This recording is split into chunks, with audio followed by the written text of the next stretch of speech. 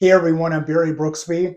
I've been in financial services for 25 years, and I have heard time and time again clients of mine and financial advisors talking about an average rate of return and that I'm going to earn an average rate of return in my stock market investment.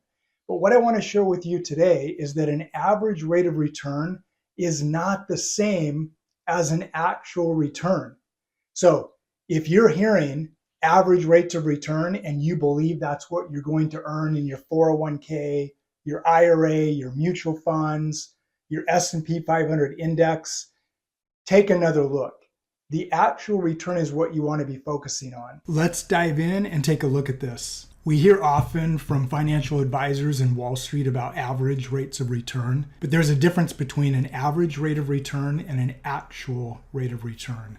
Not knowing the difference or understanding the difference could hurt you with your market investments. Pay close attention to the numbers I'm about to share with you.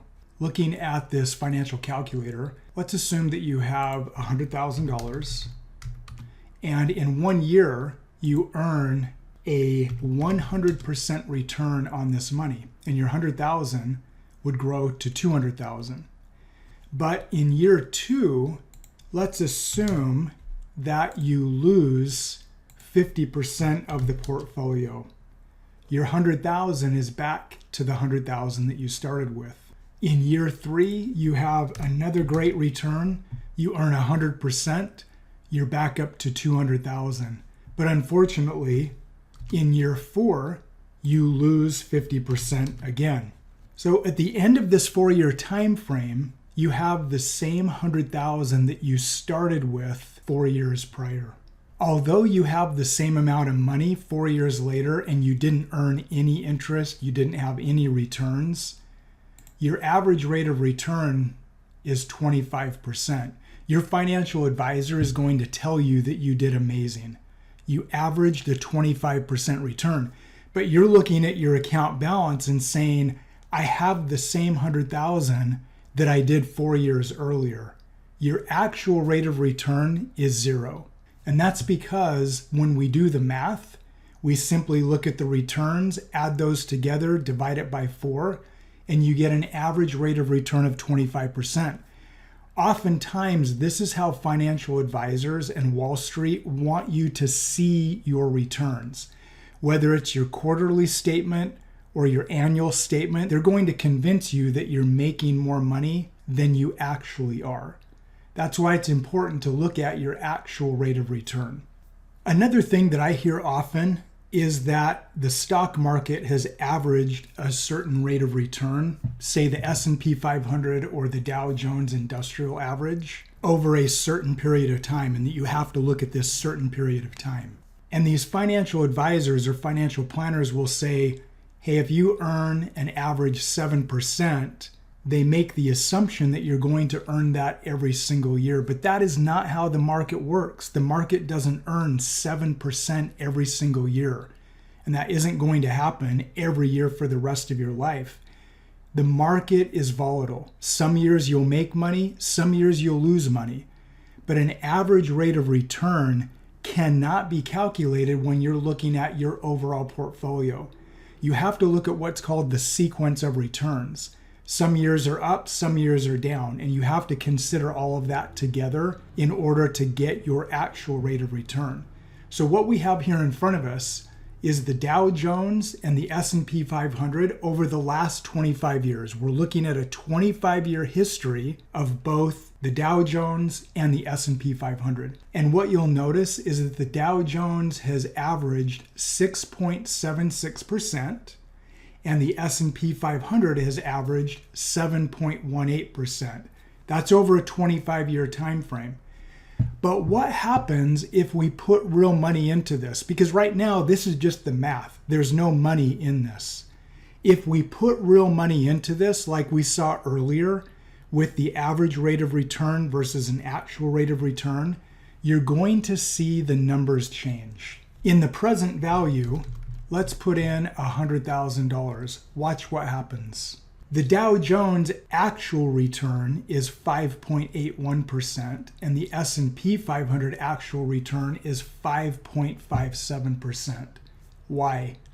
It's because the sequence of returns are showing us that when real money is in the investment, some years you make money, some years you lose money.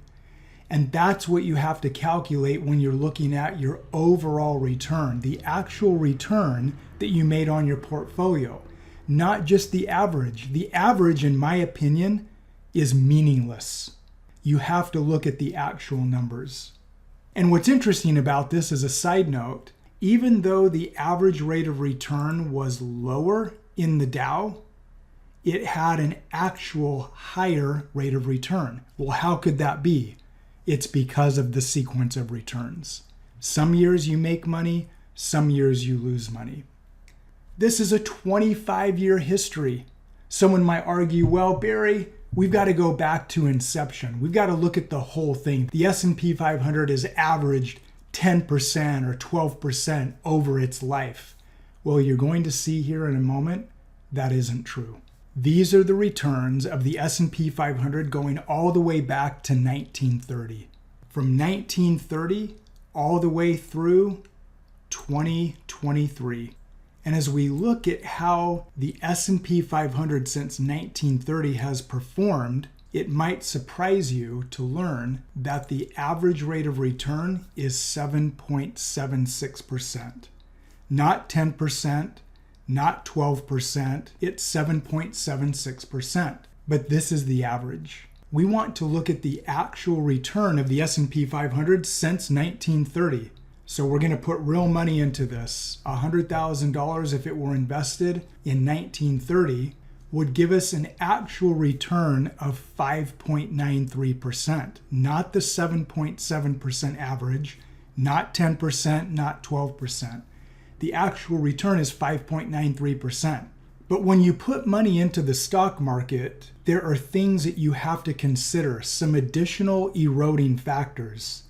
So we see that our actual return has been eroded to 5.93% because of the sequence of returns, because of market volatility.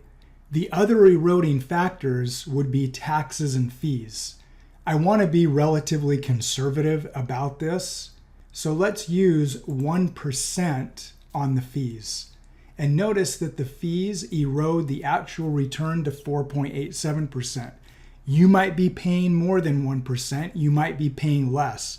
What I've seen in my 25-year career is people are paying much more than 1% in fees for their market-based account. And many of those fees are hidden and legally do not have to be disclosed. When you make money in the market, you have to pay tax. Whether it's a brokerage account, a 401k, or IRA, you have to pay the tax. We're going to assume a tax bracket of 30%. Notice the actual rate of return has now been whittled down to 1.87%. So whatever your financial advisor is telling you, whatever Wall Street is telling you, when you hear the word average, it should trigger a red flag in your mind. Average is meaningless. You want to see what is the actual rate of return. What are you really going to earn? Because you don't want to find out 20, 30, 40 years from now that you don't have the money in your stock market portfolio that you thought you were going to have. Look at the sequence of returns. Factor in the fees, factor in the taxes, and the other eroding factors that play into this. Now, I'm not saying don't ever invest in the stock market, but what I am saying is you shouldn't have all your money there. Most people, that's how they're planning for retirement. They're planning for retirement in a volatile system that has fees, that's taxable or tax deferred, and there are a lot of unknowns that come with that. So if you invest in the stock market, don't put all your money there. The alternative is a properly structured high cash value whole life policy. These policies, when structured correctly, provide benefits to you like guaranteed compound interest growth, access to liquid cash, and tax-free use of that money. Having a properly structured high cash value whole life policy in your portfolio will give you more peace of mind. You're not going to put all your money into the whole life policy either.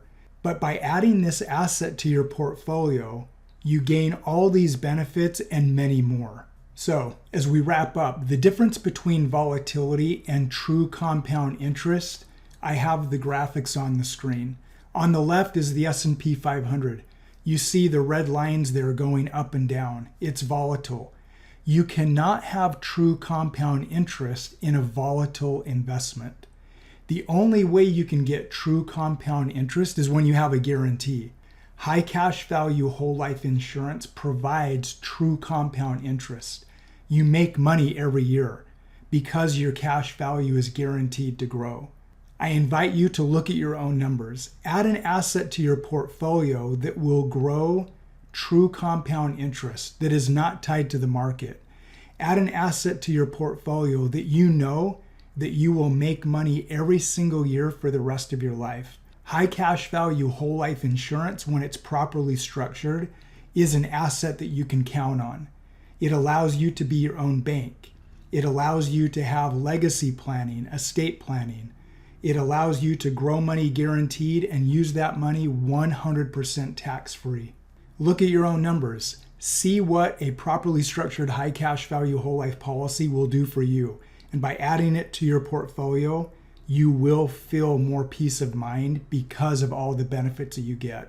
Look forward to talking with you. Hope you've learned a ton about the average rate of return versus an actual rate of return. And I hope this video will help you in the future as you plan your money decisions.